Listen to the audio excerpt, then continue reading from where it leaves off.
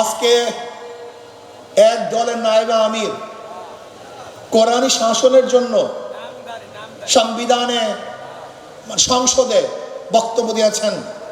আমি আশা করব শরিয়ার পক্ষে বা কোরআন ও সুন্নাহর পক্ষে যেন ওই দলের আমির বিল উত্থাপন করেন, সংসদে কথা বলেন, আলোচনা করেন এবং কোরআন ও সুন্নাহর আইন পাশ না করলে তারা যেন সংসদ ত্যাগ করেন, ওয়াকআউট করেন। এইটা আমরা দেখতে চাই। এই ফাঁকিবাজি আমরা দেখতে চাই না। নায়েবে আমির থেকে কথা তুলবেন, আবার নিজেরা বলবেন প্রচলিত আইনে আমরা দেশ চালাবো।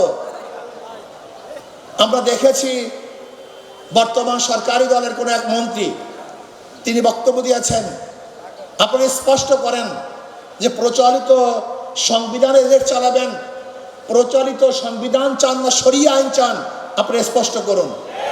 আমরা আজকে জনসভার থেকে বিরোধী দলকে স্পষ্ট বক্তব্য দেওয়ার জন্য অনুরোধ করছি, আপনারা কি চান?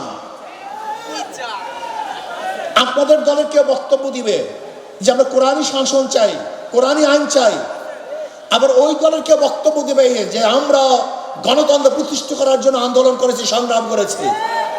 কি আজীব ব্যাপার!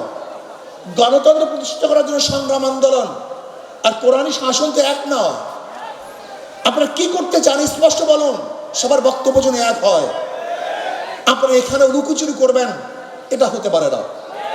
আজকে আমরা দেখেছি অনেক বক্তব্য, কেউ কেউ বলেছেন যে ছাত্রলীগের মধ্যে যে হেলমেট বাহিনী ছিল তারা কারা?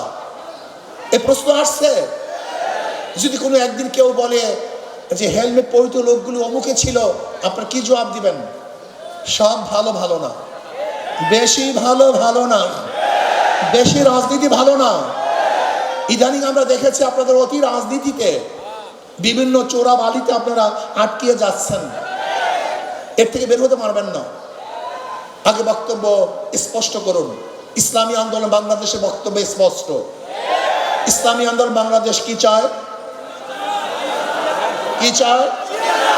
ইসলাম হুকুমত চায়। বাস ক্লিয়ার, কার কথা কোনো বক্তব্য নেই। আজকে হোক কালকে হোক ইসলামী আন্দোলন বাংলাদেশ, বাংলাদেশে ইসলাম হুকুমত চায়।